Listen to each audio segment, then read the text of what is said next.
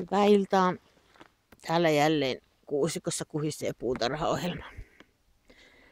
Koska arvoitukselle täytyy löytyä myös ratkaisu ja kysymyksiin vastaus, paljastan tässä raudus- ja hieskoivun arvoituksen. Tämä tässä on rauduskoivu. Kielellä lipaistassa sen pinta tuntuu sileältä. Tämä tässä on hieskoivu ja sen pinta tuntuu kielellä lipaistessa sangin karhealta. Jos ihmettelette minun käsiä, niin minä olen raatanut metsässä koko päivän.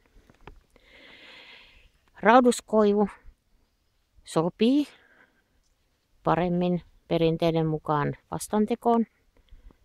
Vasta on siis se oikea nimitys, jota jossakin päin Suomea nimitetään vihdaksi. Tämä tässä on hieskoivu, joka sanotaan hieman polttavan löylyssä, mutta itse asiassa näillä nyt ei ole suurtakaan merkitystä vasta kuin vasta. Tehkää vastoja ja vastotkaa toisiaan. Ei kun tonnehan se piti panna